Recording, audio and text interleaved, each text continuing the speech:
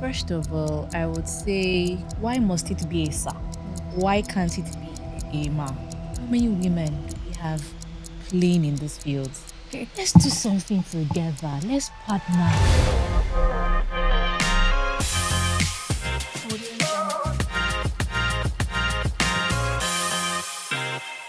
Across Africa, women are at the heart of agriculture. Yet, many of their contributions remain unseen, undervalued, and underrepresented. Welcome to the Grow Podcast. My name is Deborah, and today we are having an important topic: women leading in agriculture, breaking barriers, building systems. From farm operations to logistics, policy, and enterprise building, women are not just participating in agriculture, they are shaping its future. But beyond visibility, the real conversation is about structure, access, and the systems required to enable women thrive at scale. Joining me today is Lara Olaku, the co-founder and farm director at Olaku Agro Services. Lara is a hands-on farmer with deep expertise in farm operations, production efficiency, and agribusiness growth. She also brings a unique perspective as a global affairs analyst, connecting global trends and policy to local agricultural realities. Lara, welcome to the Grow Podcast. Thank you, Debbs. Thank you so much. I love how you called me Debbs. It's a privilege to have you on board. Thank you so much. Thank you. So tell me, what has been your experience as a woman in agriculture? Okay, as a woman in agriculture, I would say that first off, you're still trying to prove yourself in a space that people still think that it's a men-dominated sector. So I'll give you a very, very short experience that I had. I had some people trying to make inquiries, and the first thing they said was, "Hello, sir." Now they didn't see me. So they assumed that it was a man on the other side. And I always ask this question, why must it be a sir? Why can't it be a ma? So you're still trying to prove yourself in a sector that people think is dominantly for men. And then because we are multitaskers, you have to juggle a lot of things, just the same way you would juggle things in the home front. It's the same way, in agribusiness, you are also juggling so many roles. You are the distributor, you are the processor, you are the farmer, you are the customer care rep, you are everything. So you're still trying to juggle roles. And also you want to be in the room where real decisions are being made as regards this sector. So you see that we have a lot of responsibility, and yet people just be like, "Oh, she's a woman. Okay, what do you have to say?" And that's why we're here to change the narrative that farming, agriculture isn't just for the men. The women are participating big time. And I agree with you, when I was growing up, anytime you think of a farmer, it's always a man. Even in our textbooks and all, you would definitely see a man, picture of a man or a cutlass or something. Exactly. And even when when you're in the secondary school, there's an option for agriculture and food and nutrition. You just expect all the girls to be in food and nutrition, and the guys will be in agriculture. Yes. So those are narratives that we need to change, perspectives that we need to change. Very real. That women are doing big things in the agribusiness space. It's not just for the men. Why we may have had men, over the years, but we need to start encouraging women that, see, you need to be in this space and we will thrive. You need to be thriving. Now, coming from this kind of stereotype, what do you think are the major challenges women face? Aside the fact that we naturally just expect a man to be a farmer or in agriculture or in agribusiness, what do you think that women face when they try to, gain a footing in agriculture? Wow. That's a good one. Okay, so I would sum it up in one word. Okay. I would say access. Access. And when I say access, I'm saying access to finance, access to land, access to information, access to the things to just help us to thrive. And I would give you, because I like, it's hands-on for me. I'm on the field, so I'm not just going to be giving experiences out of the blues. Now I'll tell you something that happened. I was going to pay for a farmland, for a long lease, and there was a lot of back and forth with the Omoniles, with the family, land grabbers, everything. And it got so bad, I picked up the phone and I was going to call these people in charge of this land. And then I realized that as I picked the call and I said, hello, I am the farm director, Olaku Farms. The guy goes, oh, okay. You said it in Yoruba. She's even a woman. And I'm like, excuse me, what did you say? Are you saying because I am a woman, I cannot have this conversation Exactly. with you? And then I'm having people ask me, where's your partner? Are you the one running it? So when I say access, I'm talking about access to finances. And when I say finance, I'm not just talking about those small grants. Fine, I appreciate everyone, institutions, women-focused grants and all of those things. But I'm talking real money, real decisions, the real table. The kind of, it almost seems like, it's the let's get by kind of finance that people give out to the women as against the men. And I'm not here to pitch men against women. I'm not doing that. Get you. I'm just saying that we women, we are building capacity, and we need you to see that. We are doing the work. So we're not asking for things just because we are women. We are doing the work. And if I'm doing the work, just like a man is doing the work, it should be a level playing ground. And I'm talking access to land. You cannot when you go out there, you want to get a land, they're first of all asking you, is it for you? Where's your husband? They're asking you, are you the owner? Oh, some people are saying when you want to put the cash down, they'll tell you, oh, it's her husband's money. Oh, there must be a man in the picture. Why must there be a man in the picture?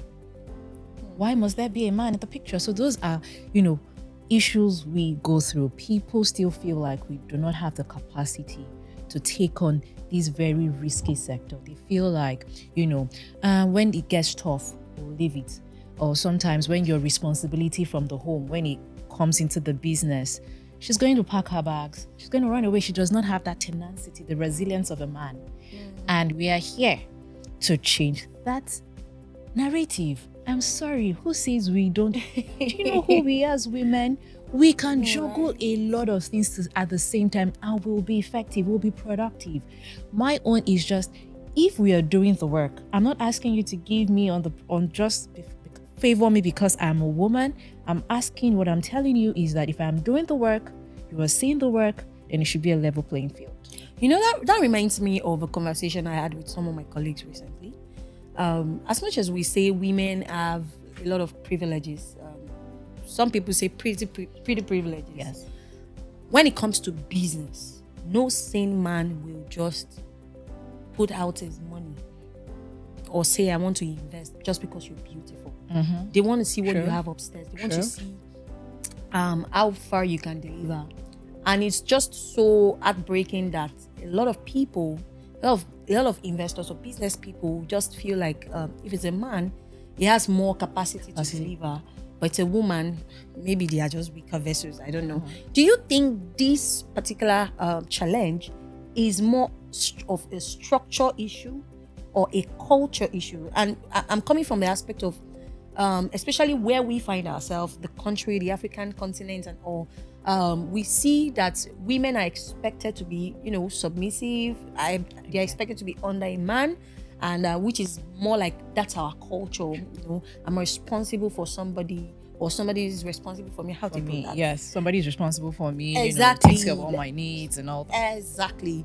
Or it's just a structured thing, like we have more men in the helms of affairs who makes most of these decisions. Therefore, they will just favor their gender. Do you think this challenge is more of a structure or a cultural issue? Okay, so I would say it's a mix of both. And I would say this because we've had a president say his wife belongs to the kitchen. So we are in a system where it seems like it doesn't even seem like that's what it is. The women are supposed to, there are certain aspects for women and there are certain aspects for men. And that's our culture. The women, like you said, we're supposed to be underneath the man. We're supposed to be under the man, So and that also plays in the agribusiness, and it will surprise you to know that the way people would handle it, the way people would talk to a man is different from the way they would talk to a woman, because they feel like she doesn't really have capacity like that. Can she do it or can she not? She's soft. She can't handle it. And it also plays out with your staff. Your staff look at you and they're wondering, she's just a woman. She'll just shout. She'll just, And that is something that as women we need to start changing. We need to start changing how we are being seen. And yes, you said it. Structure. We have more men. Think of the House of Rep. Think of the Senate. How many women do we have playing in these fields? Do you understand? It is men. How many women governors do we have? It's just now that, government is trying to balance, ministerial roles, positions and all that. But it is still men. And it's, things like this. When you're talking about policy makers in this country, you have more men. And so that is why I would always say, rather than complain, we'll be here to change that narrative. We need to have more women policymakers, women who understand women who understand that, see, we can do it. If you help us to build, if you support us to build capacity, we can do it. So it's both structural, it's both cultural. It's just where we find ourselves. But we would not let that stop us. We have to emerge. We have to thrive, regardless of whatever is happening. I tell my staff, don't say because I am a woman. And so you want to, because sometimes they can get all, Madam, I beg, you won't do that to Yes. Oga. No, don't do that. You realize that even Oga, where Madam stands, Oga can't even. So that's it for me. It's both structural and it's both cultural. Amazing. Speaking of women at the helms of affairs, making decisions, because they are first women, they understand practically what we go through, even our body structure and every other thing, and how we think. Don't you think we also have women who do not support women? Don't you think that they could also pose as like a barrier? Now, this morning, I asked one of my colleagues to get me food, and she was telling me something around the ladies that serve the food. When they serve to men, they favor them more. They get more portion. They give more portion to the men than to the women. And she would be like, she would now make demands. I'm paying for this food, so you have to give me more, like what I deserve, what the portion actually should be. And that leaves me wondering. And I mean, if I was to be behind the counter dishing the food, I would definitely give more to the ladies than the men. And I'm not thinking competition now. It's just natural instincts for me. So don't you think that women can also be like a challenge to ourselves? To others. Okay, so I would say that yes, it happens. It's just how, over time, women have been conditioned to think that the men have the upper hand. And it plays out in almost, it plays out in almost every aspect. So it's not even just about, in fact, you want to go and supply stuff, farm materials, farm stuff, and then product, farm produce, and then you have there's a way when you meet a woman, she's already giving you an attitude, giving you an energy. Do you understand? But you see, I have been in a conversation where we spoke about how women relate with women, and I said something. I said, see, for me, I feel every woman needs to work on herself. It's not just about, it's just a thing. We just want to give that energy. When you go into a space, you see when you go into a space of men, you see how they are relating. You feel more, even as a woman, you relate better than get into a space with women. Everybody is giving the energy. Okay, let me size out first before I talk. Let me see, what does she know? Who is she? And all of those. How is she dressed? And all of that. And I'm like, I feel maybe it's natural, like, because of how we are made. But as a woman who wants to thrive, you cannot be conditioned to think like that. So if you find yourself thinking like that, please, you have to work on yourself, because we have to thrive and we can't give. And the truth is, there is so much we can do together as women. I'm a big advocate of collaboration amongst women. That is one of the ways women can even take us seriously, because when you see what women are pushing, the kind of partnerships. When you hear of the biggest partnerships today, you are hearing of men.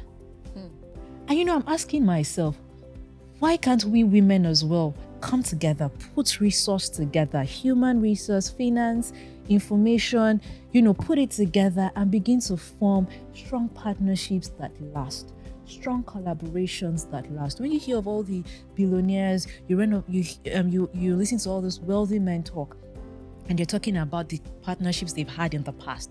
They're talking about their friends, and you're seeing what they are doing. And you're like, rather, this negative energy, don't talk to me. Let's do something together. Let's partner and let them see that women are thriving. Women are building capacity as against building energy that's, So Negative energy. Negative energy. But I feel like the percentage is actually changing. In the sense that we have more women coming into the limelight now. Very true. We have more women speaking at the helms of affairs. Very true. We have more women who are still going to do that. Yes. Well, some still need visibility.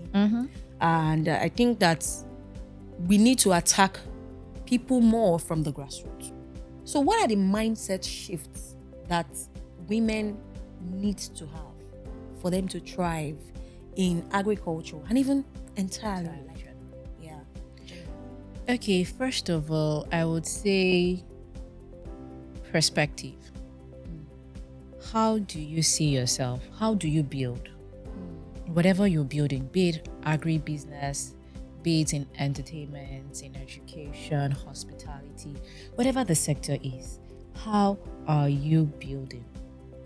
Are you building for short term, or you're building for the long term? And it's most times when you see women-led businesses, you ask yourself, of all the businesses, the big brands that today, the big businesses that how many of them are women owned, not women led now. I get you. Women owned.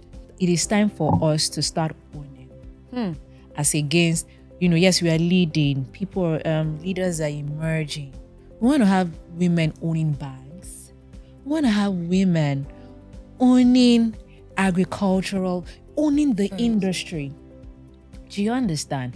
We don't want, and I you see, there was this particular grant I was going for, and the question was there: is it owned by a man while you are leading? They want to know, because I feel that there are people right now, institutions rising up to say, you know what, we don't want men owning. We want to be owning. I had another one who said, your shares must be more than the share of your partner. So it's not the man has the most share, you have. We have to also be the ones leading the the conversation, making the policies at the helms of affair, in the decision rooms. We have to also be the ones saying, this is how it is going to be. It's not that we'll have men say this and then we'll run with it. We also want to own. So as a woman building, are you building to own? And that's why we will celebrate the likes of, Tara, Dorotoye, women owned businesses who are thriving, who are making it big time, So as a woman, one of the perspective you need to change is It's not just about leading. You have to start, the ownership mentality. It's not just about short term, it's about the long term. So you're asking yourself, what are the systems I'm going to put in place when I'm not there? Is repeatable. It will stand the test of time. We need businesses that will stand the test of time. I always tell my people, I tell everyone working with me, and I say, this is not a side hustle.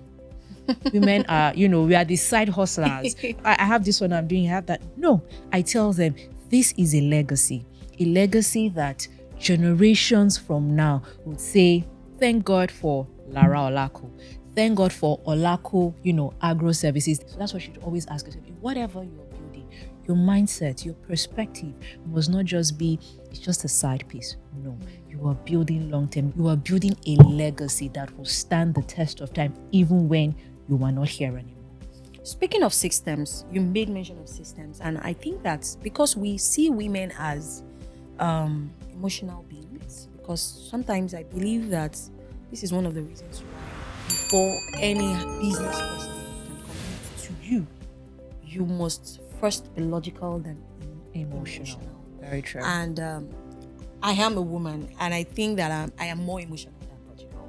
I don't know for any other person, but I believe some women have built themselves to be more, resilient, more logical.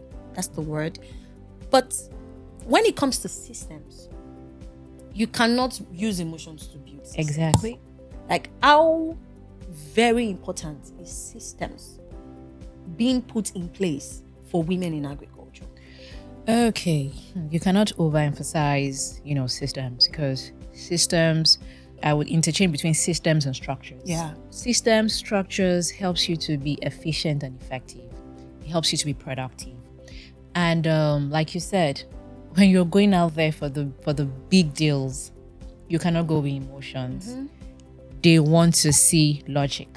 They want to see work. They want to see that if I bank on you, I'm going to make my ROI, I'm going to make my return on investment. I'm not going to pity and say, oh, she's a woman, let me just... No. They want to see that if you say I'm going to deliver 100%, at the end, you're going to go above and beyond, even more than 100%. Do you understand? So when now, systems and structures, it helps you to scale up.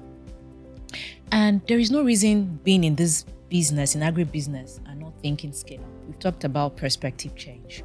You cannot remain small. You have to get big. If you want to go for the big deals, you have to put the systems in place. You have to put the structures in place. Nobody needs to tell you that, see, your systems helps you to, you are able to repeat even when you are not there. Your systems allow your business run. Even when you have to change, hands and all that, your systems, your structures are in place. You're talking about your books. Everybody wants to see your cash flow. You cannot go to the bank and say, I'm a woman, please give me money. I'm a woman can get you into the door, can get you the presents, but I'm a woman, I will not put the money on the table. They want to see your cash flow. And systems will help you. Structure will help you know, am I making money or I'm not making money? Where am I making money? Where am I losing money? There's no bank, no investor. They want to see your books.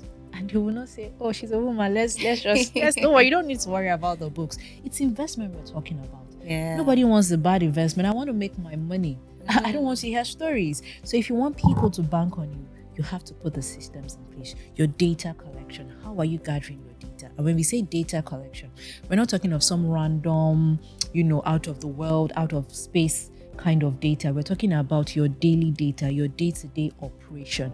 What are you putting in place so that you can scale up, so that you can be sustainable, so that you can make money, so you can build?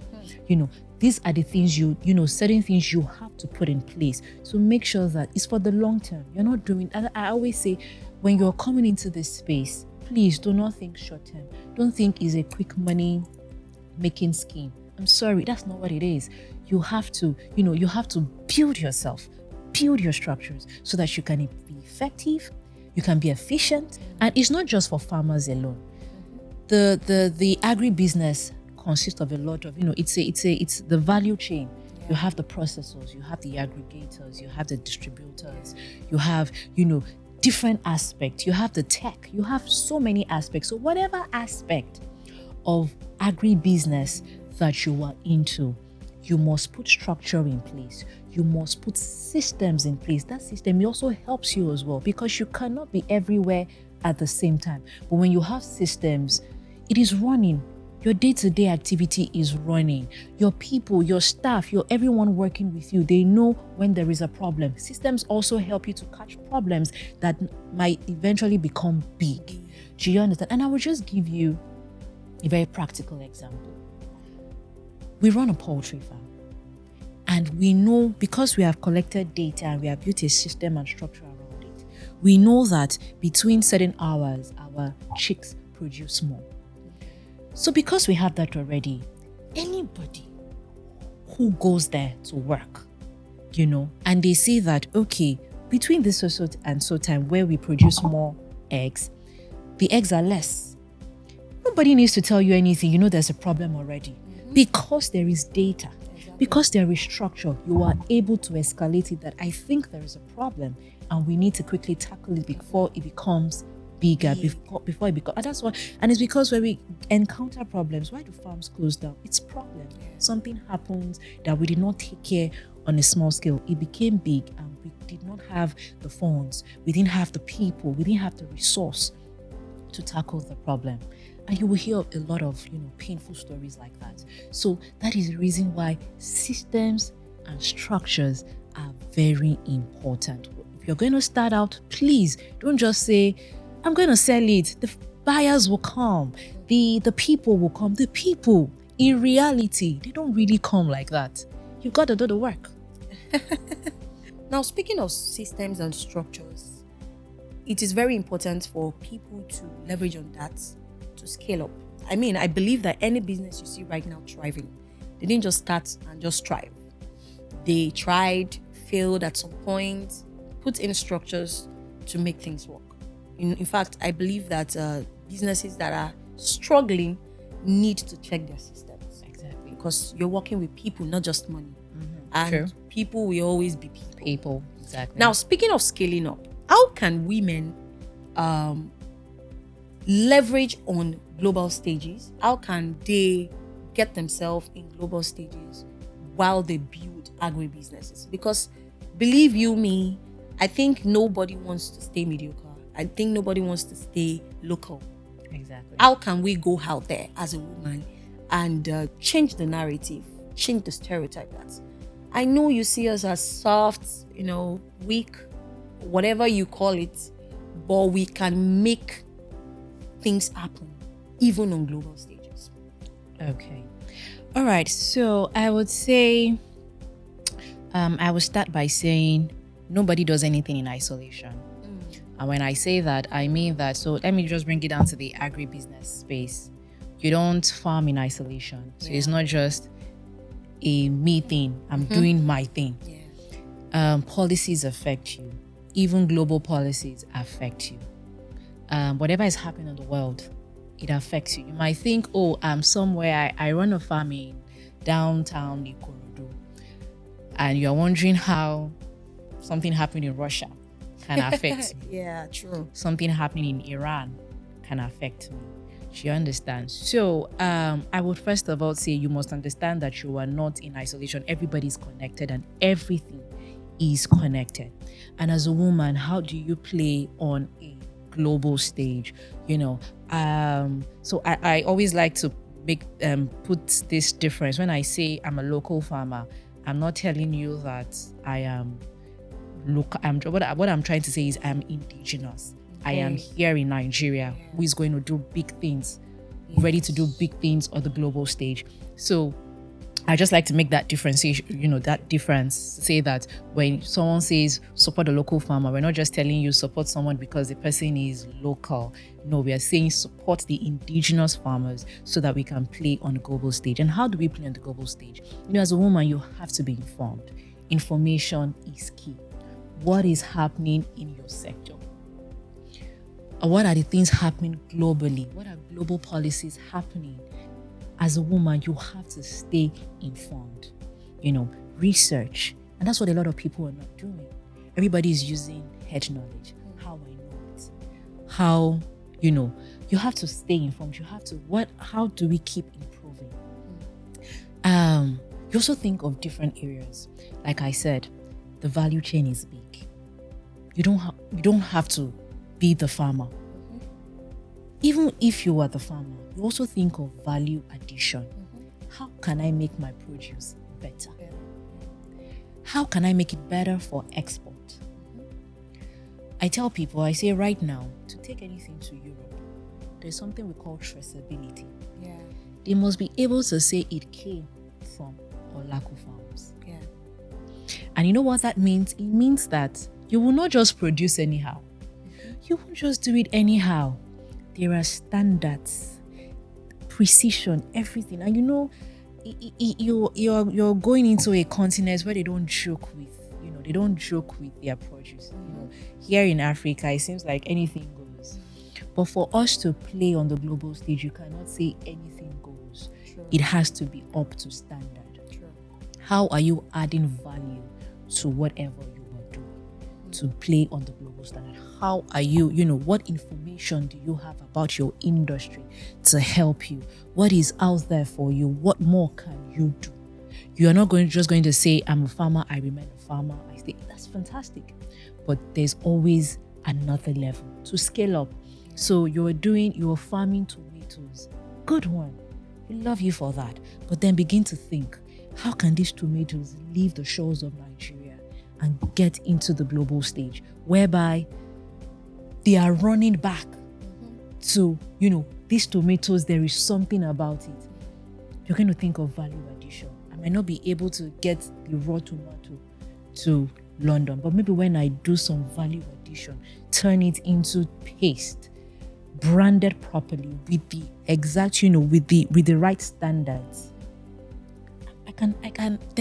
there is an opportunity for me to get into the global market. Because at the end of the day, nobody, like you said, nobody wants to remain small. Do you understand? We all want to go out there. We want, the same way we run to China. When we think manufacturing, right? China is producing everything and anything. Yes. You want people to run to Nigeria and say, when you're talking about the best produce, it is Nigeria. Do you understand? Yeah. And everybody wants to make, at the end of the day, you want to make money, you want to make profit, and you want to build a legacy. You're not going to build legacies in the shores of that small. People have got to hear your name. And how would they hear your name? It's the work that you do, not the things you say. It is the work that you do. So women out there, we need to stay informed. We need to think of the next best thing we can do. We need to start thinking export. We're still very much in the let's produce. And I always say this, Nigeria is so blessed that we can feed ourselves and we can still get it out there. Yeah. We can still take it out there. I always say this as well, that the world, countries around the world, especially for those who are producing oil, they're already asking themselves, after oil, what is the next thing? When this oil dries up, if today we dig and we don't find oil anymore, what's going to happen? I can tell you, Saudi Arabia is saying, we want to become the next AI center of the world. So when you're thinking AI, you're thinking Saudi Arabia. UAE is saying, let's work on our maritime, on our, so the shipping and all of those things. They are working on it. As Nigeria, what are we thinking about? And that is where women need to start playing and saying, post oil, what am I doing? How am I adding value to this thing that I am doing? It is not just let me just do the eggs like this. You are thinking global stage. Whatever can make you go and buy certain things, ship stuff from over there. The same way we can also export. And we're not doing a lot of export. We're not sending a lot of things out there. Those are levels, those are places we need to start playing in to compete globally. And you know that right now you also need to be thinking of your standards so that you can compete globally. That's amazing. Wow. I could go on and on and on and on.